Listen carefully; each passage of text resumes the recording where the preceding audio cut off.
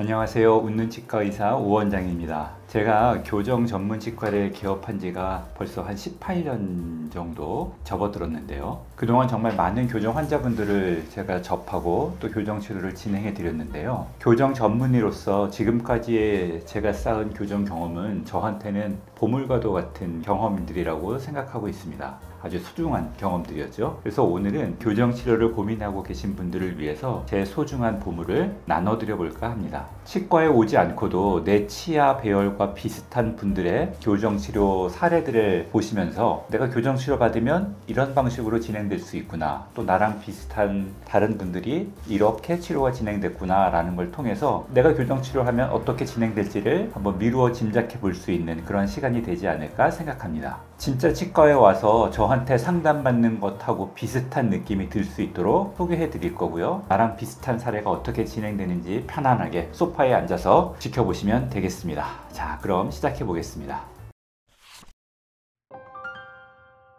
교정치료를 고민하고 계신 분들이 갖고 있는 가장 흔한 문제인 덧니 사례에 대해서 먼저 한번 살펴보도록 하겠습니다. 정말 많은 분들이 이 덧니 때문에 고민 중이신데요. 이 사례를 보시면은 덧니 이렇게 교정치료 되는구나 쉽게 이해가 되실 겁니다. 네, 이 환자분은 왼쪽 위에 있는 송곳니가 덧니로 배열돼서 이것 때문에 고민하시던 분이었는데, 내가 웃을 때마다 이 덧니가 보이는 게 너무 신경 쓰이고 웃을 때 자기 치아를 가리고 웃는다는 게 이 환자분의 큰 불만이셨죠. 그냥 살려고 하다가 나이가 들어감에 따라서 이 덧니가 점점 신경 쓰인다 그래서 저를 찾아오신 거예요. 그래서 봤더니 오른쪽은 괜찮은데 왼쪽 위에만 송곳니가 덧니로 배열되어 있는 게 이제 관찰되더라고요. 위에 치아 배열들의 모습입니다. 앞쪽에 치아 배열될 수 있는 공간이 많이 부족하다 보니까 치아들이 겹쳐서 배열되어 있는 걸 확인할 수 있죠. 들쑥날쑥한데 특히 왼쪽 위에 있는 송곳니가 자리가 없다 보니까 바깥쪽으로 배열되어 있는 상태였습니다. 아래쪽에서도 치아 배열이 고르진 못했는데요. 왼쪽 송곳니 부위 쪽에서 치아들이 겹쳐 있게 배열되어 있는 것을 확인할 수 있었습니다.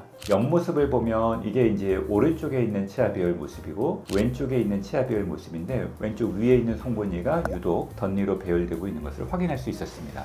그리고 이 환자분의 옆얼굴 엑스레이 사진을 찍으면 그걸 저희가 분석을 하게 됩니다. 분석을 했을 때 이분의 골격적인 관계들을 평가하는 거죠. 위의 턱뼈와 아래 턱뼈의 골격적인 관계들을 평가를 하는데, 상대적으로 위의 턱뼈에 비해서 아래 턱뼈가 약간 들어가 있는 형태의 얼굴을 보이는 거죠. 그래서 이분은 약간은 흔히 얘기하는 하악골 열성장, 쉽게 얘기해서 무턱인 모습을 보이고 있는 분류로 보면 그렇게 볼 수 있는데, 근데 이제 이분은 외모 개선에 대한 어떤 요청도 없었고 본인의 외모에 대한 어떤 불만은 없었기 때문에 골격적 2급 부정교합에 대한 적극적인 치료를 저희가 목표로 치료 계획을 잡지는 않고 치아 배열만 고르게 하는데 목표를 가졌던 환자분입니다. 이 정도 사례라고 하면 최근에 들어서는 꼭 이를 안 뽑고 할 수 있는 방법도 생각해 볼 수 있습니다. 안 뽑고 하려면 이 공간을 확보하기 위해서는 치아들을 확장하는 수밖에 없거든요. 이걸 옆으로 확장하든가 아니면 앞쪽으로 확장해야 되는데, 옆이나 앞쪽으로 확장을 이제 하게 됐을 경우에는 아무래도 입이 좀 나오게 될 수 있는 가능성이 있어요. 그래서 환자분하고 이 얘기를 사실은 심도 깊게 논의를 했고,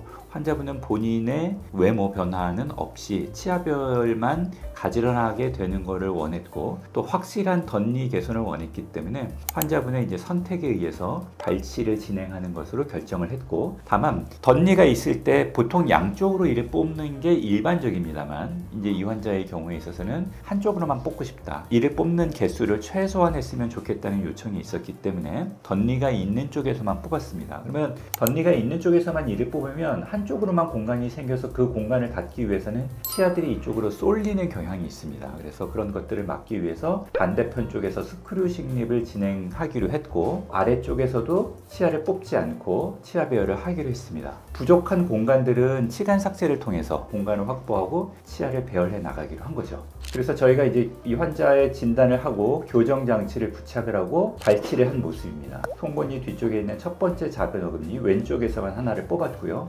아래쪽에서는 발치를 하지 않은 채로 교정 장치를 부착을 했습니다. 이게 대략 한 2달 정도 흐른 뒤의 모습이고요. 그리고 총 한 7개월 정도 지났을 때쯤 되면 치아 배열이 어느 정도 많이 정리된 것을 볼 수가 있습니다. 그래서 이 환자의 경우에는 이제 특이하게도 아래 앞니가 송곳니랑 송곳니부터 앞니가 4개가 있어야 되는데 3개밖에 없는 사례였기 때문에 아래쪽에서는 이미 치아가 1개 부족한 상태거든요. 그렇기 때문에 추가적으로 발치를 진행하지는 않고 공간 확보를 위해서 치간 삭제를 진행했습니다. 그렇게 해서 7개월쯤 지났을 때는 아래 앞니가 이렇게 동그랗게 배열이 개선된 걸 확인할 수가 있었고, 위에 쪽에서도 발치한 공간을 이용해서 치아들을 편화감으로써 치아 배열들이 많이 개선된 걸 확인할 수가 있었죠. 이렇게 시간이 흘러서 한 1년 반 정도 지났을 때 교정장치를 제거했습니다. 중심선을 맞게끔 어느 정도 배열을 했죠. 사실상 아래 앞니가 3개이기 때문에 중심은 여기에 해당될 텐데 위에 쪽에서 한쪽에서만 편측 발치를 한 거기 때문에 중심선을 맞추는 느낌이 나도록 치아 배열을 맞춘 겁니다. 이렇게 동그란 치아 배열을 이루고 안쪽에 고정식 유지 장치를 장착한 후에 교정 치료를 이제 마무리한 사례가 되겠습니다. 아래쪽에서도 고정식 유지 장치를 장착하고 치료를 마무리했고요. 이게 이제 오른쪽, 이게 반대편입니다. 한쪽에서만 뽑았지만 마치 뽑지 않은 것처럼 아주 정상적인 치아 배열을 잘 달성한 모습을 볼 수 있습니다.